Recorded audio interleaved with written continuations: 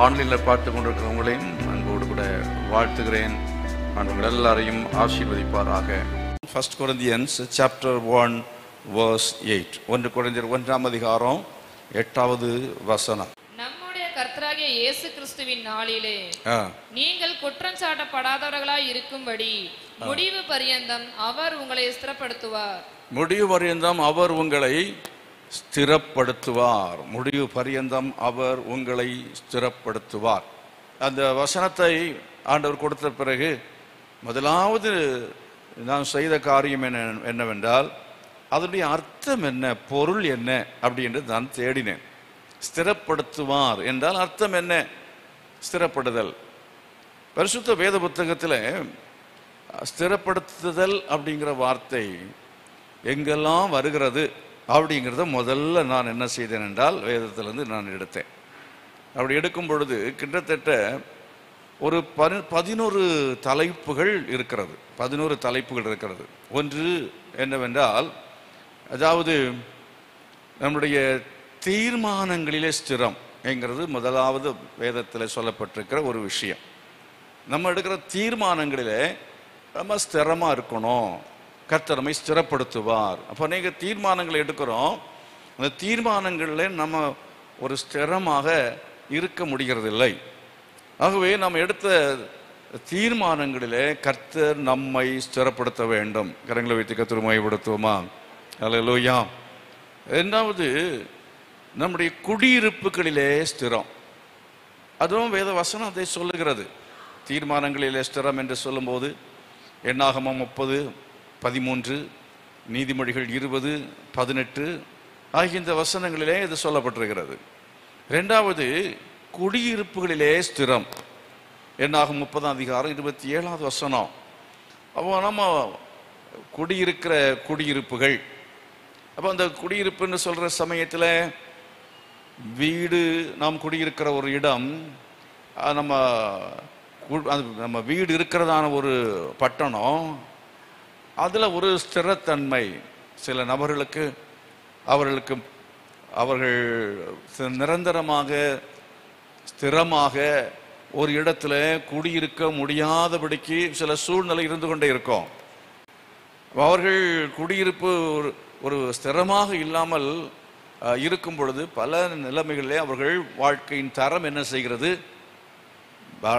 முன்னேறாமல் இருக்கிறத பார்க்குறோம். ஆகவே ஸ்திரம் என்று வரும் பொழுது முன்னேற்றம் உண்டாகிறது. கரங்களை வைத்து கர்த்தர் மகிமைப்படுத்துவோம். இப்போ நம்முடைய இந்திய தேசம் எடுத்துக்கொள்ளுங்கள். இந்திய தேசத்தில் ஒரு ஸ்திரமான ஆட்சி இருக்கும் என்றால் அதை பொறுத்து தான் இந்தியா வளரும். அதை யாராவது உணர்ந்திருக்கீங்களா? கர்த்தருடைய கிருபையினால நான் நினைக்கிறேன் நம்ம எல்லாம் ஜெபம் பண்றோம். நம்ம கிறிஸ்தவர்கள் எல்லாம் நம்ம ஜெபிக்கிறோம், நம்முடைய தேசத்துக்காக ஜெபிக்கிறோம். இந்த ஜெபத்தை எல்லாம் ஆண்டவர் கேட்டு நமக்கு ஆண்டவர் என்ன செய்கிறார் என்றால் ஒரு ஸ்திரமான ஆட்சியை ஆண்டவர் கொடுக்கிறார். தமிழகத்திலும் கொடுக்கிறார், இந்தியாவிலும் கொடுக்கிறார். எந்த ஒரு நபர் ஆட்சி செய்கிறாருங்கிறது நான் விஷயத்தை வரல. ஏதோ ஒரு ஆட்சி ஸ்திரமா இருக்கிறதுக்காக கர்த்தருக்கு ஸ்தோத்திரம். கரங்களை வைத்து கர்த்தர் மகிமைப்படுத்துவோம். இப்போ ஸ்திரமாக ஒரு ஆட்சி இருக்கும் என்றால் உலக அளவில் இருக்கிறதான கம்பெனிகள் வந்து என்ன செய்வாங்க, முதலீடு பண்ணுவாங்க, நம்மோடு பிஸ்னஸ் பண்ணுவாங்க. அந்த விதத்தில் நமக்கு என்னன்னா நம்முடைய பொருளாதாரம் வளர்ச்சி அடையும், நம்பி வருவாங்க. இந்த நாட்டில் வந்தால் முதலீடு பண்ணலாம், வியாபாரம் பண்ணலாம் என்று பெரிய பெரிய கம்பெனிகள் வந்து முதலீடு பண்ணுவாங்க. அது நமக்கு வளர்ச்சியை கொடுக்கும், முன்னேற்றத்தை கொடுக்கும். ஆகவே நம்முடைய குடியிருப்பு, நம்முடைய தேசத்தினுடைய அதாவது ஆட்சி ஒரு ஸ்திரமான ஆட்சி, அது ஆண்டவர் கொடுத்திருக்கிறதுக்காக கர்த்தருக்கு ஸ்தோத்திரம். வருங்காலத்திலும் அது இருக்க வேண்டும் என்று எத்தனை பேர் விரும்புகிறீர்கள்? கரங்களை வைத்து ஜெபம் பண்ணிக்கிறேன். ஆண்டவரே ஸ்திரப்படுத்துவேன் என்று சொன்னீரே, தொடர்ந்து கர்த்தாவே எங்கள் தேசத்தினுடைய ஆட்சி அது ஸ்திரமாக இருக்க வேண்டும். நல்ல ஆட்சி எப்போதும் வரணும், அது ஸ்திரமா இருக்கணும். ஸ்திரமான ஆட்சியை நீ தர வேண்டும், தமிழகத்தில் தர வேண்டும், இந்தியாவில் தர வேண்டும். கர்த்தர் செய்ய போறதுக்காக கர்த்தர் ஸ்தோத்திரம். ஹல்லேலூயா. ஆகவே தேசத்தினுடைய நிரந்தரமான அதாவது அரசாங்கத்துக்காக நாம ஜெபிக்க வேண்டியது அவசியம். இந்த வாக்குத்தத்தத்தை வைத்து நம்ம ஜெபம் பண்ணணும். நம்ம இப்போ இருக்கிறதுனால தெரியல, அந்த மாதிரிலாம் அடிக்கடி ஆட்சியெல்லாம் மாறி சரியானபடி பலவீனமான இராணுவம், அதே போல பலவீனமானபடி நிர்வாகம் எல்லாம் போய்விட்டது என்றால் நம்ம நாட்டில் நல்ல ரோடு இருக்காது, நல்ல வசதிகள் இருக்காது. அதே போல இராணுவ பலம் குறையும். எதிரி நாடு என்ன செய்வான்? உள்ளால வந்து விடுவான். அப்புறம் இந்தியான்னு ஒன்று இருக்காது. இந்தியா ஒரே நாடாக இருக்கிறதுக்காக கர்த்தருக்கு ஸ்தோத்திரம். அந்த விதத்தில் ஒரு நிரந்தரம், ஒரு விதமான ஸ்திரத்தன்மை, இந்தியாவுடைய இந்த யூனிட்டி, இந்தியா ஒரே நாடாக இருப்பது, இது ஒரு பெரிய ஆசீர்வாதம். கர்த்தர் மகிமைப்படுத்துவான். நீ வெளிநாடுகளில் இப்போ எல்லாம் போய் இந்தியாவிலேருந்து வந்திருக்கிறேன்னு சொன்னால் இப்போ கொஞ்சம் மரியாதை உண்டு. ஒரு காலத்து இந்த மரியாதை கிடையாது. எங்கேயாவது போயிட்டு இந்தியாக்காரன்னு சொன்னால் ஏர்போர்ட்டில் போனால் கூட ஒரு காலத்து ஒரு மாதிரி பார்த்த காலங்கள் இருந்தது. இன்றைக்கு இந்தியாக்காரனுக்கும் கொஞ்சம் மதிப்பு வந்திருக்கிறது. கர்த்தருக்கு ஸ்தோத்திரம். ஸ்திரத்தன்மை நமக்கு மதிப்பை என்ன செய்கிறது? கொடுக்கிறது. இன்னும் நீங்கள் அதே தான் நம்ம 1 சாமுவேல் 11:14 படிக்கும் பொழுதும் 13:13 படிக்கும் பொழுதும் 1 ராஜாக்கள் 2:12-46 ஆகிய வசனங்களிலேயும் தானியேல் 4:36 நம்ம படிக்கும் பொழுது நிர்வாகம், ஆட்சி ஸ்திரம். அதுதான் இப்போ உங்களுக்கு சொன்னேன். குடியிருப்புகள் ஸ்திரம். 3வது நிர்வாகம் ஆட்சியில ஸ்திரத்தன்மை. நிர்வாகம் ஆட்சியில ஸ்திரத்தன்மை, அதை பற்றி வேதம் சொல்லுகிறது. 4வது இருதயத்தில் ஒரு ஸ்திரத்தன்மை. இருதயம் ஸ்திரமா? இருதயத்தில் ஸ்திரத்தன்மை. அதை நீங்கள் வாசிக்கும் போது சங்கீதம் 31:24 வாசிக்கிறீர்கள், யாக்கோபு 5:8 வாசிக்கிறீங்க, சங்கீதம் 10:17 வாசிக்கிறீங்க, சங்கீதம் 27:14 வாசிக்கிறீங்க, எபிரேயர் 13:9 வாசிக்கிறீங்க, 1 தெசலோனிக்கேயர் 3:13 வாசிக்கிறீங்க. இத்தனை வசனங்கள் அதில் இருக்கிறது. உங்களுக்கு வசனத்தை எழுத முடியலைன்னா மறுபடியும் யூடியூபில் இருக்கு, திரும்ப போட்டு என்ன செய்யுங்க, இந்த சொன்ன வசனத்தை எழுதி கொள்ளலாம். ஆகையினாலே இதை திரும்ப சொல்லி கொண்டு இருக்க நமக்கு நேரம் இல்லை. ஆகவே இந்த வசனங்களிலே இருதயத்தில் ஸ்திரத்தன்மை என்கிறதை பற்றி வேதம் நமக்கு சொல்கிறது. அப்போ இருதயத்தில் ஒரு ஸ்திரத்தன்மை இருக்க வேண்டும். அப்போ எப்படி இந்த இருதயத்திலெல்லாம் ஸ்திரத்தன்மை அப்படிங்கிறது எல்லாத்தையுமே அந்த வசனங்களை படிக்கும் பொழுது நாம் தெரிந்து கொள்ள முடியும். கர்த்தர் மகிமைப்படுத்துவோம். ஹல்லேலூயா. இருதயத்தில் ஒரு ஸ்திரத்தன்மை வேண்டும் அப்படிங்கிறத பார்க்குறோம். அது என்னங்கிறத ஒரு வசனத்தை வாசித்து பார்ப்போம். சங்கீதம் 31:24, சங்கீதம் 31:24 வாசிங்க பார்க்கலாம். அங்கே என்ன சொல்லி இருக்கிறது பார்க்கலாம். 31வது சங்கீதம், கர்த்தருக்கு காத்திருக்கிறவர்களே நீங்கள் எல்லாரும் திடமனதா இருங்கள், அவர் உங்கள் இருதயத்தை என்ன செய்வார்? ஸ்திரப்படுத்துவார். கரங்களை வைத்து கர்த்தர் மகிமைப்படுத்துமா? கர்த்தர் உங்களை ஸ்திரப்படுத்துவார் என்று 1 கொரிந்தியர் 1:8 படிக்கும் பொழுது உங்களுக்கு அந்த வசனம் ஒரு புதிய ஒரு வசனமாக வேதத்தில் எங்குமே இல்லாதது போல தெரியும். ஆனால் எத்தனையோ இடங்களில் சொல்லப்பட்டிருக்கிறது. அதாவது ஸ்திரப்படுத்துவார் என்கிற இந்த வாக்குத்தத்தமான வசனம், அவர் உங்கள் இருதயத்தை என்ன செய்வார்? ஸ்திரப்படுத்துவார். கர்த்தர் மகிமைப்படுத்துவோம். ஹல்லேலூயா. இப்போ கர்த்தருக்கு காத்திருக்கிறவர்களே நீங்கள் எல்லாரும் திட மனதாய் இருங்கள்.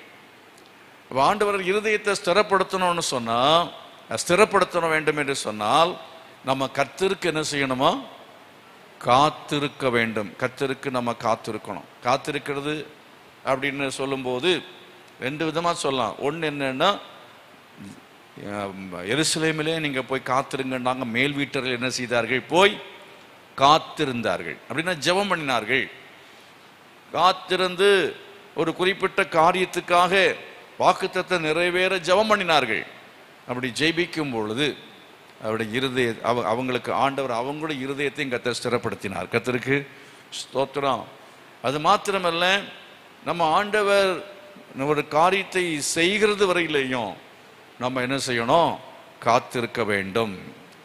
ஆண்டவர் நடத்துகிறது வரையிலையும் காத்திருக்கணும். அவர் சொல்றது வரையிலையும் காத்திருக்கணும். நம்ம முந்திக் கொள்ளவே கூடாது. நல்லா கவனிங்க. அதாவது வேதத்தில் நீங்கள் பார்க்கும்போது சவுல் ராஜாவை குறித்து நீங்கள் படித்திருக்கலாம். அவன் என்ன செய்தான் என்று பார்க்கும்போது சாமுவேல் சொல்கிறான், நீ போ, எனக்கு முன்பதாக நீ போய் கில்காலில் போய் என்ன செய், காத்திரு, எனக்காக காத்திரு அப்படின்று சொல்லும்போது சவுல் என்ன செய்யவில்லை, அங்கே போனான். போய் இவர் வருவதற்கு கொஞ்சம் காலதாமதமாயிற்று. யார் வருவதற்கு? சாமுவேல் வருவதற்கு கொஞ்சம் காலதாமதமான உடனே அவன் காத்திருக்காமல் அவர் சாமுவேல் செய்ய வேண்டியதான அந்த வேலையை, சாமுவேல் கர்த்தரால் நியமிக்கப்பட்ட தீர்க்கதரிசி, அவன் செலுத்த வேண்டிய பலி, அவன் தான் பலி செலுத்தணும். அவன் செய்ய வேண்டிய வேலையை இவனே செய்து விட்டான். யார் செய்தது? சவுல் செய்தான். இப்ப கர்த்தர் என்ன செய்தார் அப்படிங்கிறது நீங்கள் படிக்க முடியும். என்ன சொல்லப்பட்டிருக்கிறது? நீங்க வேதத்தில் படிச்சீங்கன்னா, உன்னுடைய ராஜ்யபாரம் நிலை நிற்காது, உன் ராஜ்யபாரம் நிலை நிற்காது. அவனுடைய இருதயம் தத்தளித்து கொண்டிருந்தது என்று இன்னொரு இடத்துல சொல்லப்பட்டிருக்கிறது. ஒரு இருதயத்துக்கு ஒரு தத்தளிப்பு, ஒரு குழப்பம், ஒரு டிஸ்டர்பன்ஸ், ஒரு டிஸ்டர்ப்டு ஹார்ட், ஒரு டிஸ்டர்ப்டு ஹார்ட். அப்போ இருதயம் ஒரு குழப்பமாக இருக்கும் என்றால் அந்த இருதயத்தை ஆண்டவர் ஸ்திரப்படுத்துவேன்னு சொல்றாரு. அதுக்கு என்ன செய்யணும்? கர்த்தருக்கு காத்திருக்க வேண்டியது அவசியமாக இருக்கிறது. அவசரப்பட்டு சில காரியங்களை நம்ம செய்து விடுகிறோம். நம்ம அவசரப்பட்டு தேவனுடைய சித்தத்துக்கு மாறாக நம்ம செய்யும்போது நம்முடைய இருதயத்தில் இருக்கிற சமாதானம் போயிடும், நம்ம இருதயத்தில் அந்த சந்தோஷம் போயிடும். ஆகவே இருதயத்தை கர்த்தர் என்ன செய்யணும்? ஸ்திரப்படுத்தணும். அந்த ஸ்திரப்படுத்துறதுங்கிற, இருதயத்தை ஸ்திரப்படுத்துறதுங்கிறது இன்னும் தெரிஞ்சுக்கணும், புரிஞ்சுக்கணும்னா இன்னும் 2 வசனம் கூட வாசித்து பார்ப்போமே. சங்கீதம் 10ஆம் சங்கீதத்தில் 17ஆம் வசனத்தை வாசித்து பாருங்க. இருதயத்தை ஸ்திரப்படுத்துறதுன்னு சொன்னா என்னவா இருக்கும்? இப்படி தான் நம்ம என்ன செய்யணும்னா படிக்கணும், இல்லைன்னா செய்திகளை தயார் பண்ணணும். அதாவது சங்கீதம் 10:17, கர்த்தாவே சிறுமைப்பட்டவர்களுடைய வேண்டுதலை கேட்டிருக்கிறீர், அவர்கள் இருதயத்தை ஸ்திரப்படுத்துவீர். இப்போ அங்க பார்க்கணும், என்ன யாருடைய இருதயத்தை ஸ்திரப்படுத்துவார்? நல்ல கவனிங்க, நீங்க தான் பதில் சொல்லணும். யாருடைய இருதயத்தை ஸ்திரப்படுத்துவார்? சிறுமைப்பட்டவருடைய வேண்டுதலை கேட்டிருக்கிறீர். வேண்டுதல்னு சொன்னா ஜெபம். அப்போ யார் வேண்டுதல் செய்கிறார்களோ, ஜெபிக்கிறார்களோ, ஜெபிக்கிறவருடைய இருதயத்தை கர்த்தர் ஸ்திரப்படுத்துவார். கர்த்தர் மகிமைப்படுத்துமா? அங்கே காத்திருக்கிறவருடைய இருதயத்தை கர்த்தர் என்ன செய்வார்? ஸ்திரப்படுத்துவார் என்று சொல்லி இருக்கிறது. இங்கே அதே தான் வேண்டுதலை கேட்டிருக்கிறீர், அவர்கள் இருதயத்தை என்ன செய்வீர்? ஸ்திரப்படுத்துவீர். இன்னும் 27வது சங்கீதத்தில் 14வது வசனத்தை வாசித்து பாருங்கள். 27:14, கர்த்தருக்கு காத்திரு, அவர் உன் இருதயத்தை ஸ்திரப்படுத்துவார், திடமனதாயிருந்து கர்த்தருக்கே காத்திரு அப்படின்னு இங்க என்ன சொல்லப்படுது? இந்த அர்த்தம் என்னன்னா, ஜெபம் பண்ணுதலை குறித்து சொல்வதல்ல, கர்த்தருக்கு காத்திரு, கர்த்தருக்கே காத்திரு அப்படின்னா அர்த்தம் என்ன? உங்களுக்கு ஒரு கல்யாணம் நடக்கணும், உங்க பிள்ளைக்கு கல்யாணம் நடக்கணும், இல்லை வாலிபர்களாய் உங்களுக்கு ஒரு கல்யாணம் நடக்கணும் அப்படின்னு சொன்னா என்ன செய்ய வேண்டும்? கர்த்தருக்கே காத்திருக்க வேண்டும். ஆமென், அல்லேலூயா.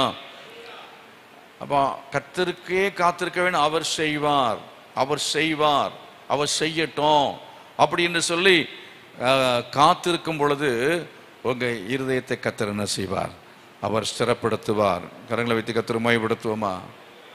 அப்ப அப்படியே காத்திருக்கணும்னு சொல்லி நீங்க தீர்மானம் எடுத்து கர்த்தருக்கே காத்திருக்கும் பொழுது, நான் கர்த்தருக்கு காத்திருக்கேன், ஆண்டவர் செய்வாருங்கிற நம்பிக்கை இருந்தால் தான் காத்திருக்க முடியும். ஆண்டவர் செய்வாருங்கிற நம்பிக்கை இல்லைன்னு என்ன செய்ய முடியாது? காத்திருக்கவே முடியாது. கர்த்தர் செய்வார், நான் கர்த்தருக்கு காத்திருக்கிறேன் அப்படி என்று சொல்லி கர்த்தருக்கே காத்திருக்க வேண்டும். அப்பொழுது கர்த்தர் உங்கள் இதயத்தை என்ன செய்வார்?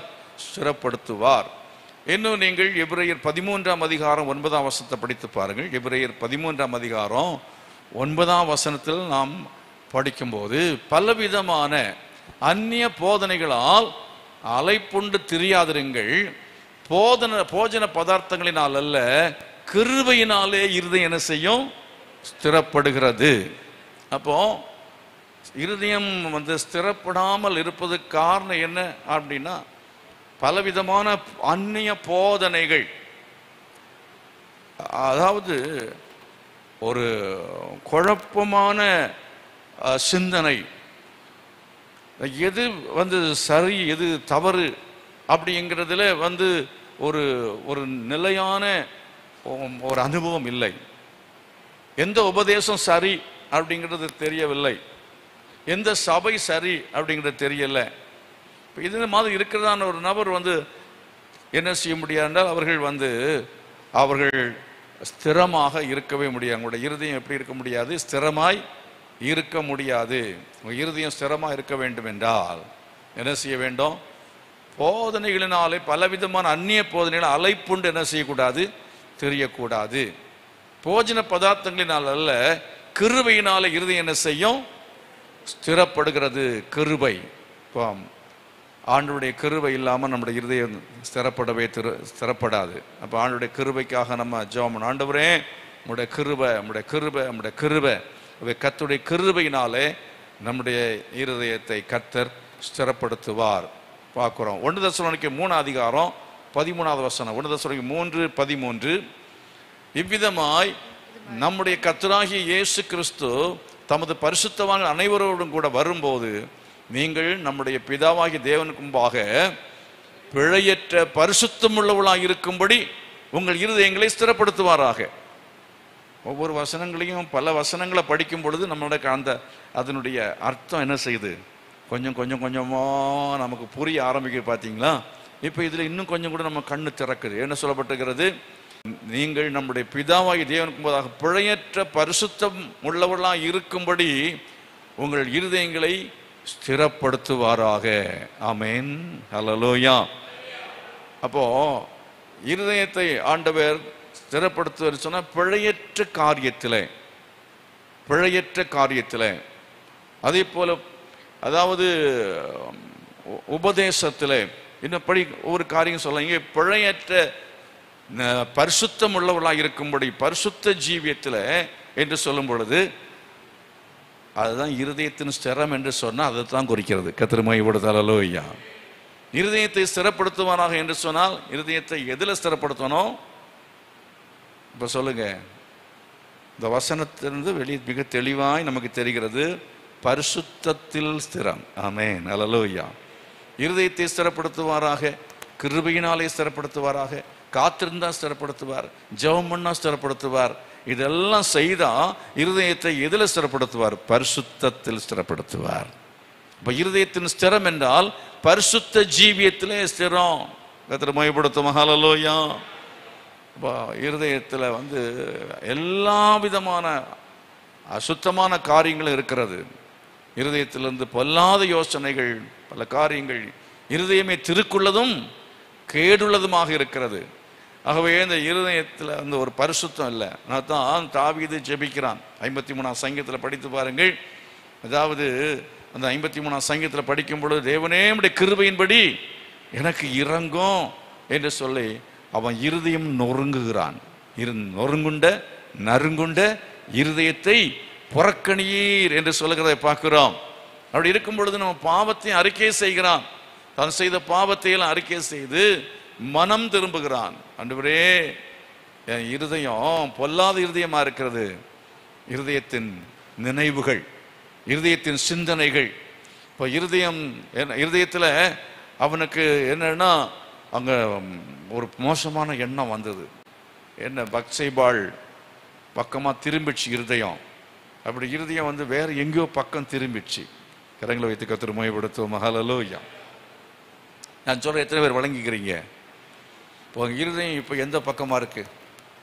கிழக்கு பக்கமா, தெற்கு பக்கமா, மேற்கு பக்கமா, வடக்கையா, கீழையா, மேலையா? எங்க இருக்கு? ஸ்திரப்படுத்த வேண்டும். எந்த திசையில இருக்கணுமோ அந்த திசையில இருக்கணும். எந்த திசையில உங்க இருதயம் இருக்கணும்னு சொல்லுங்க பார்க்கலாம். எந்த திசையிலே உங்க இருதயம் இருக்கணும்? தெரியலையா?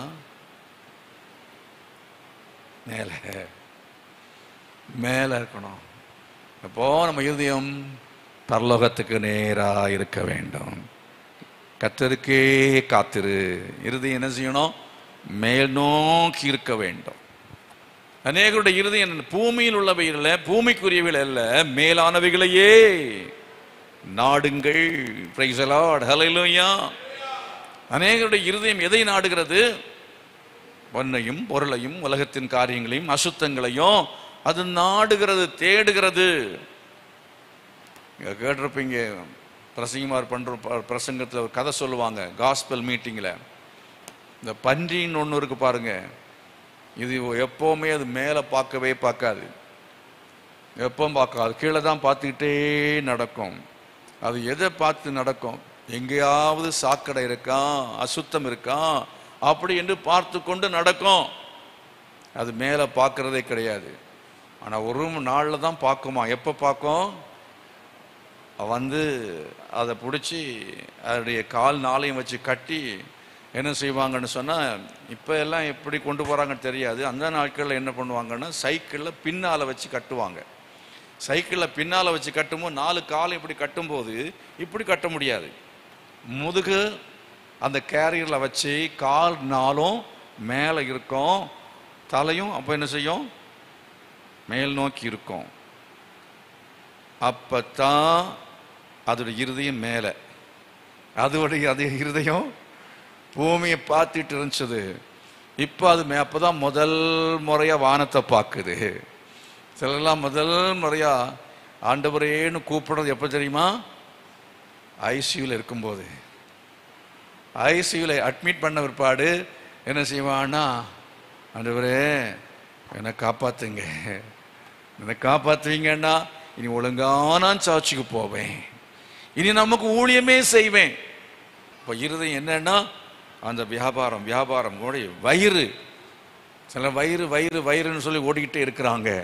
ஆகவே இந்த விதமாக உலகத்தின் காரியங்களை, சுத்தமான காரியம், இதையே நாடி தேடுகிற இருதயம், அப்படிப்பட்டதான இருதயம் அது என்ன செய்யணும்னா மேலே திரும்பணும். அது அங்கே அப்படியே திரும்பி இருக்கும். ஒரு 3 நாள் உபவாசம் பண்ணி ஜெபம் பண்ணிங்கன்னா அப்படியே கொஞ்சம் கொஞ்சமாக திருப்பி மேலே கரெக்ட் பண்ணிடலாம். கர்த்தருக்கு ஸ்தோத்திரம், அல்லேலூயா. இருதயத்தை கொஞ்சம் கொஞ்சமாக நினச்சிக்கணும். ஆமாம், பைபிள் வசனத்தை வச்சு தேவ கிருபையை பெற்று ஜெபம் பண்ணி பாவ அறிக்கையெல்லாம் பண்ணி நம்ம கொஞ்சம் கொஞ்சமாக திருப்பணும். அல்லேலூயா. சிலதை திருப்புறது அப்படிங்கிறது, ஏதாவது ஒரு பொருளை பற்றி சொல்லுங்க, ஒரு கனமான பொருளை திருப்பணும்னா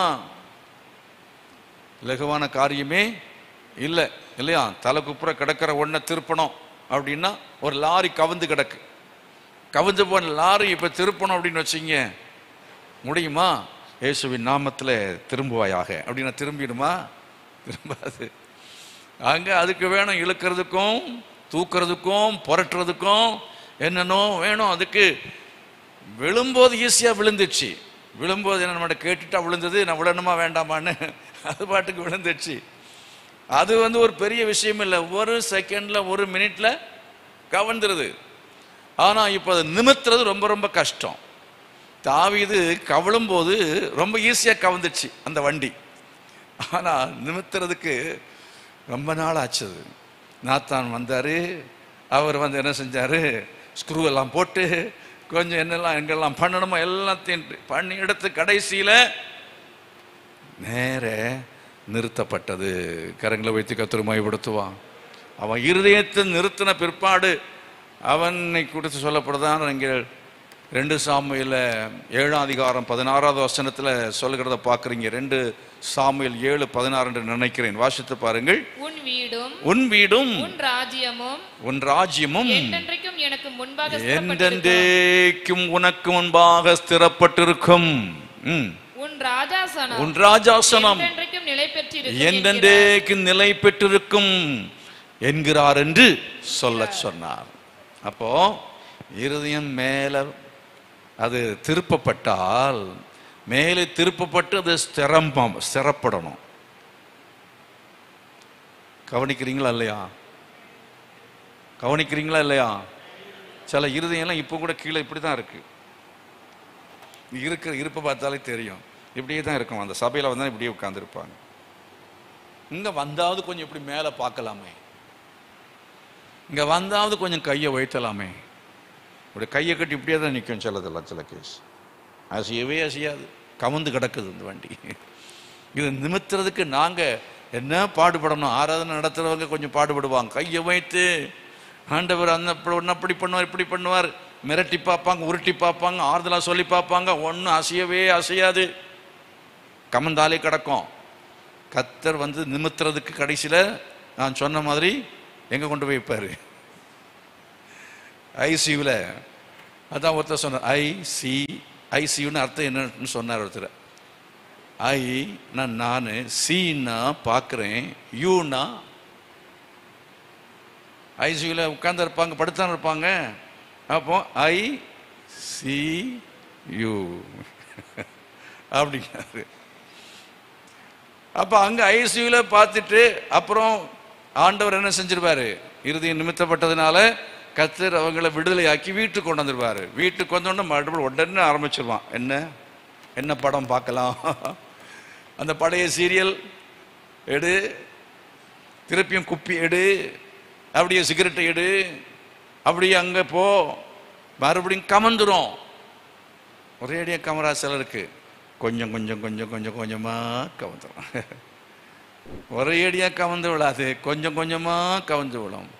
முதல்ல போஸ்டரில் பார்ப்பாங்க முன்னால், அதுக்கு பிறகு மேட்னி ஷோவாக்கு போவாங்க, அப்புறம் அடுத்தது அடுத்தது அடுத்தது, கொஞ்சம் கொஞ்சம் கொஞ்சம். அப்படித்தான் கவிழக்கூடிய நிலைமை.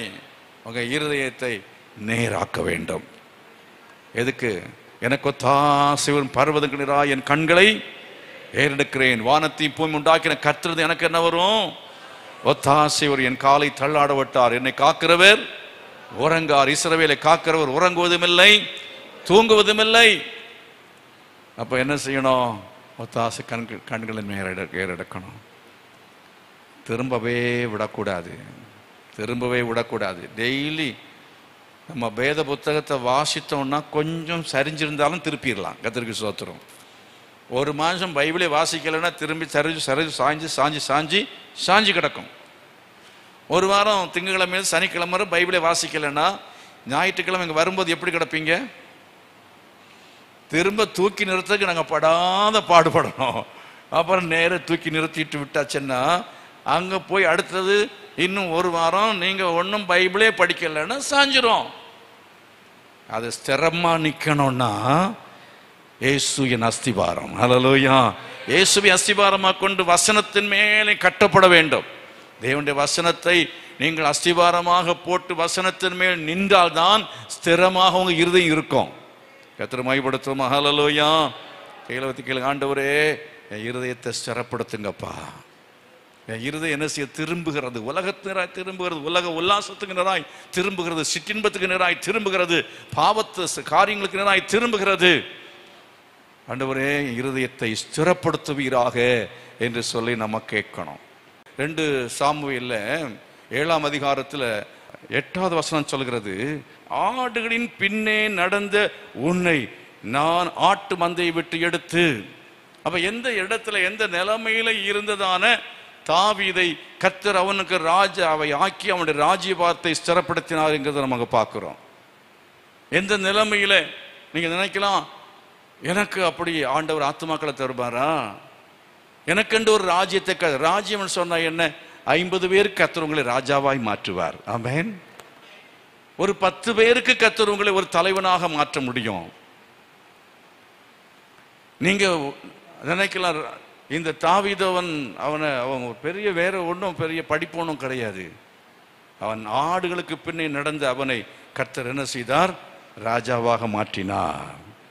தேவனுடைய ராஜ்யத்தின் ஒரு பிரதிநிதியாக நீங்களும் நானும் மாற வேண்டும். சும்மா பார்வையாளராக வந்து போகிறதா இருக்கக்கூடாது. உங்கள் மூலமாக தேவனுடைய ராஜ்யம் ஸ்திரப்பட வேண்டும். சொல்லுங்க, ஆண்டவரே உம்முடைய ராஜ்யம், கை வைத்து கேளுங்க, உம்முடைய ராஜ்யம், சத்தமா சொல்லுங்க, உம்முடைய ராஜ்யம், உம்முடைய ராஜ்யம் வருவதாக. ஆமென். ஹல்லேலூயா. மறுபடியும் சொல்லுவோம், உம்முடைய ராஜ்யம் எங்க வருவதாக? எங்க வருவதாக? எங்க வரணும்? வந்தா உங்க வீட்டில் வரணும். உங்க வீட்டுல ஒரு ராஜ்யபாரம் நடக்கணும், உங்க வீட்டுல ஒரு ராஜ்யம் ஸ்தாபிக்கப்பட வேண்டும், உங்க வீட்டுல என்ன செய்ய வேண்டும், ஒரு கூட்டம் ஜனங்கள் உங்கள் மூலமாக நடத்தப்பட வேண்டும். கையை வைத்து கர்த்தர் மகிமைப்படுத்து. ஹல்லேலூயா. கர்த்தர் உங்கள் மூலமாய் ராஜ்யத்தை ஸ்திரப்படுத்துவார். எத்தனை விசுவாசிக்கிறீங்க?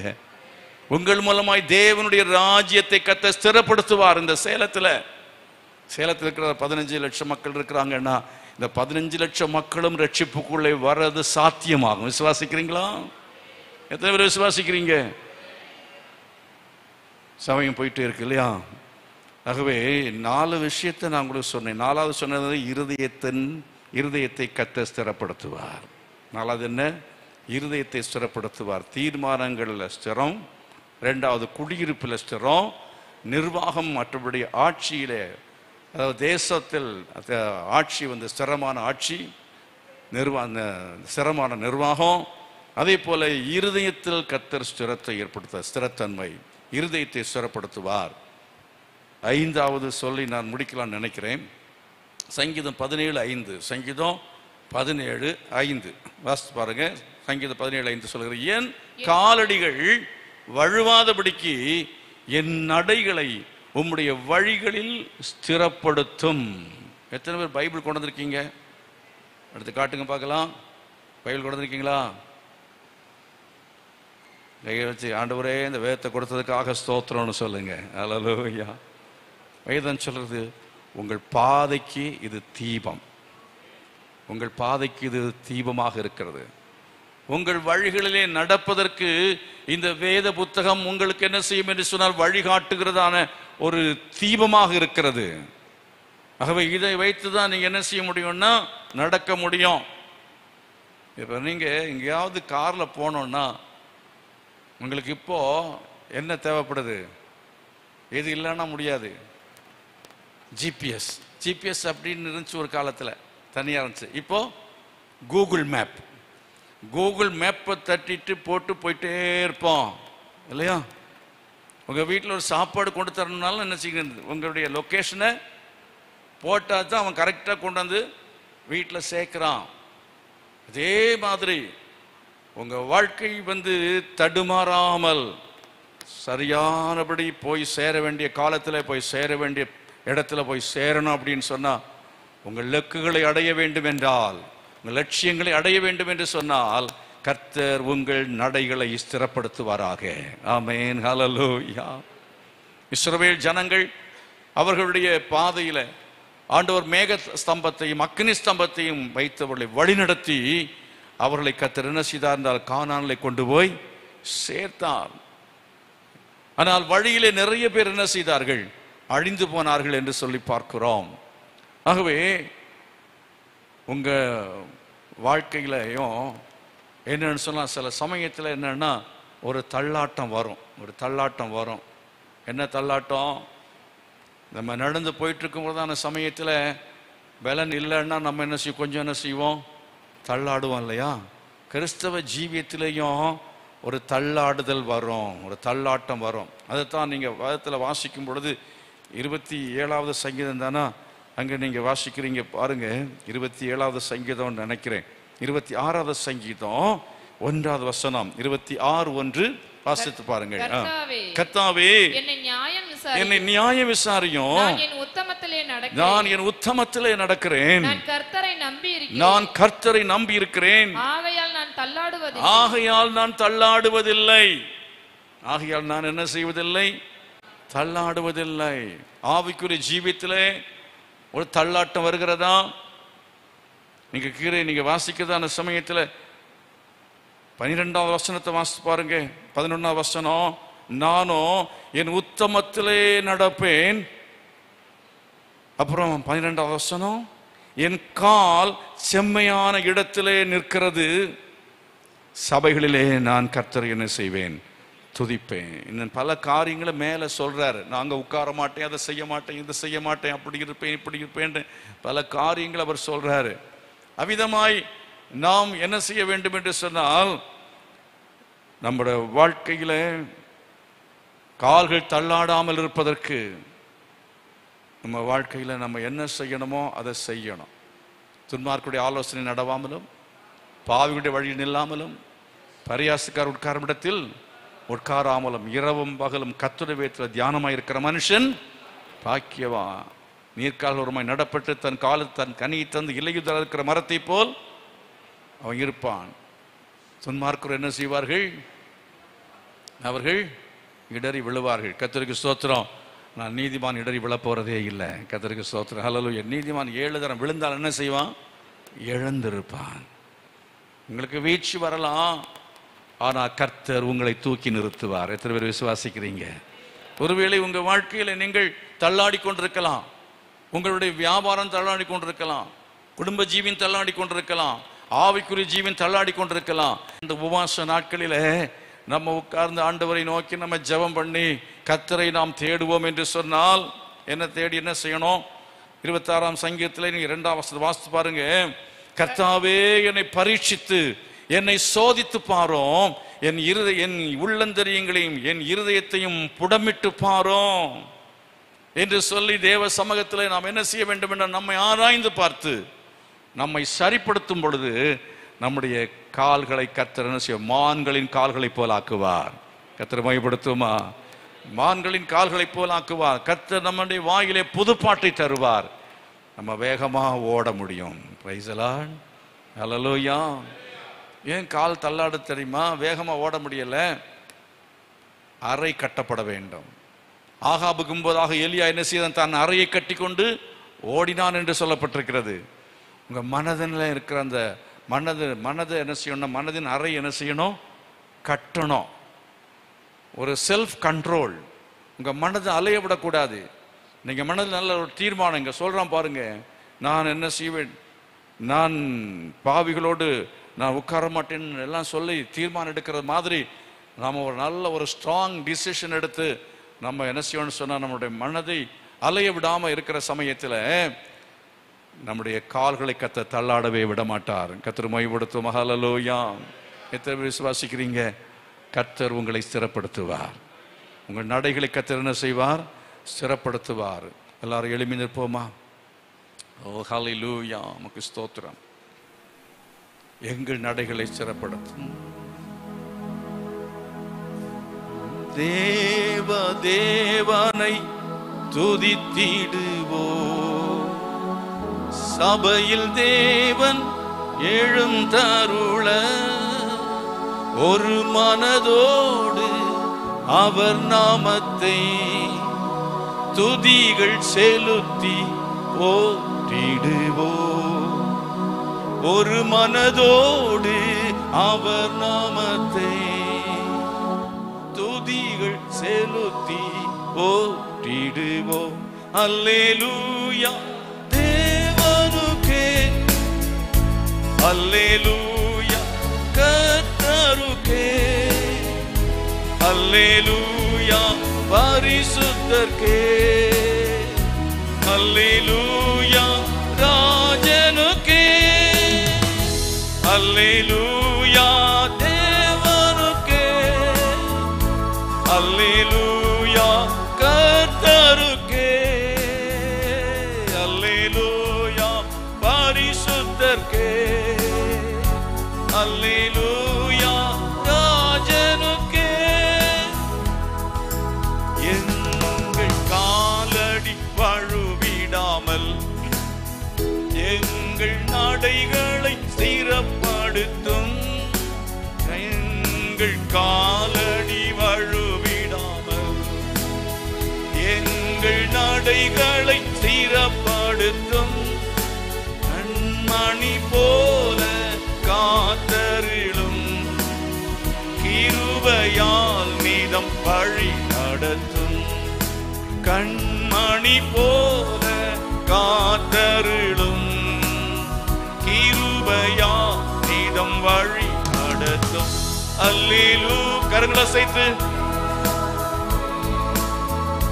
அல்லேலூயா கர்த்தருக்கே, அல்லேலூயா பரிசுத்தர்க்கே, அல்லேலூயா ராஜனுக்கே, அல்லேலூயா தேவனுக்கே, அல்லேலூயா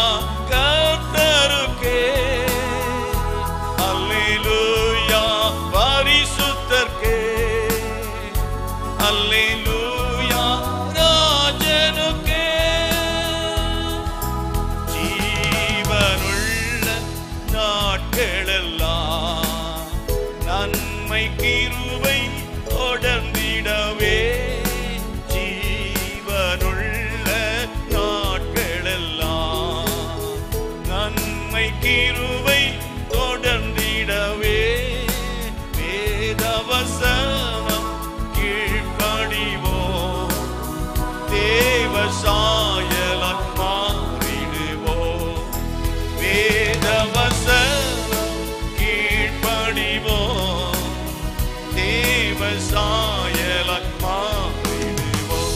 கரங்களை சேர்த்து தேவனுக்கே அல்லேலூயா கர்த்தருக்கே அல்லேலூயா பரிசுத்தர்க்கே அல்லேலூயா ராஜனுக்கே அல்லேலூயா தேவனுக்கே அல்லேலூயா கர்த்தருக்கே அல்லேலூயா பரிசுத்தர்க்கே அல்லேலூயா ராஜனுக்கே சபையில் உம்மை அழைத்திடுவோம் சகாயம் பெற்று வாழ்ந்திடுவோம் சபையில் உம்மை அழைத்திடுவோம் சகாயம் பெற்று வாழ்ந்திடுவோம் சாத்தானை என்றும் ஜெயித்திடுவோம் சாகும் வரையில் உழைத்திடுவோம் சாத்தானை என்றும் ஜெயித்திடுவோம் சாகும் வரையில் உழைத்திடுவோம். கரங்களை சேர்த்து அல்லேலூயா கர்த்தருக்கே அல்லேலூயா பரிசுத்தர்க்கே அல்லேலூயா ராஜனுக்கே அல்லேலூயா தேவனுக்கே அல்லேலூயா கர்த்தருக்கே அல்லேலூயா பரிசுத்தர்க்கே அல்லேலூயா ராஜனுக்கே. ஓ ஹalleluya. கரங்களை வைத்து எல்லாரும் எங்கள் நடைகளை ஸ்திரப்படுத்துங்க எங்கள் இருதயத்தை நீ ஸ்திரப்படுத்தும் ஆண்டவரே.